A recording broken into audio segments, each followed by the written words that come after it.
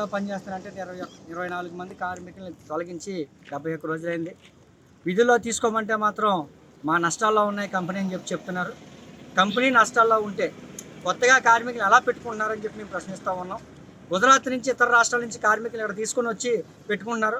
నిన్న కాక మొన్న ఆదిత్య కాలేజీకి మేనేజ్మెంట్కి ఒక మెసేజ్ ఫార్వర్డ్ చేశారు. మీ దగ్గర బీటెక్ అయిపోయిన మా దగ్గర పంపించండి, మేము పని కల్పిస్తామని చెప్తున్నారు.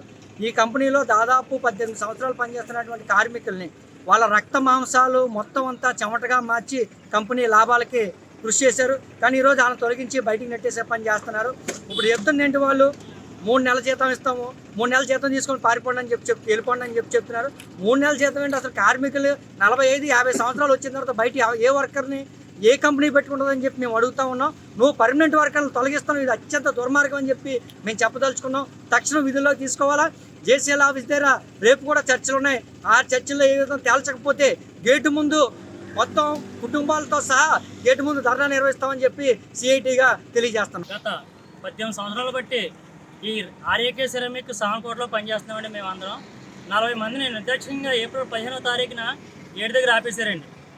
ఆపితే మేము 24 మంది లేబర్ ఆఫీసులో మేము కంప్లైంట్ ఇస్తే మేము 24 మందిని లేబర్ ఆఫీసులో వారు తీసుకోమని చెప్పారండి. అయినా సరే కంపెనీ స్పందించకుండా యాజమాన్యం మమ్మల్ని తీసుకోవట్లేదు, రోడ్డు మీద పడేశారండి. మా బతుకులు ఇప్పుడు అగమ్య గోచరంగా ఉన్నాయండి. అయితే ఇప్పటికి 71వ రోజు అయిందండి. దగ్గర 2 నెలలు దాటిపోయి 3 నెలలు జరుగుతుందండి. ఒక పైసా శాలరీ కూడా లేక చాలా ఇబ్బంది పడుతున్నామండి.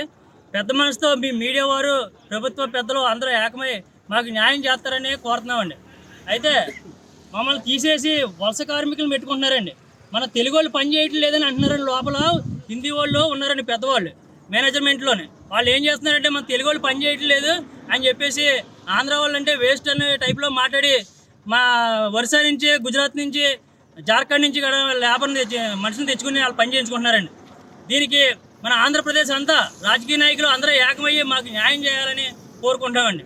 ఇప్పటికీ పోలీసు వారు వస్తున్నారండి, మాకు సహకారం చేస్తున్నారండి. ఎంఆర్ఓ గారు చెప్పారండి తీసుకోమని.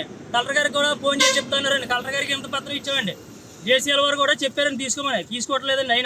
అయినా మా బతుకులు కూడా నడి రోడ్డు మీద ఉన్నాయండి. ఈ 24 మందికి మాకు దారి తెన్ని ఏం కనపడతలేదండి. ఇప్పుడు ఆకలి బాధ తట్టుకోలేక రోడ్డు మీద నిలబడితే రోడ్డు మీద నిలబడడానికి లేదని యాజమాన్యం సెక్యూరిటీ వారితో బెదిరిస్తున్నారండి. అప్పుడు మేము ఇంకా ఎదరకొచ్చామండి. నాకు పోలీసు వారిని కూడా తీసుకొచ్చారండి. అయినా సరే మేమేం భయపడతలేదండి.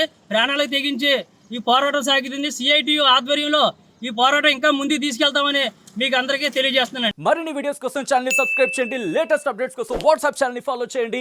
అండ్ లింక్ డిస్క్రిప్షన్ లో ఉంది.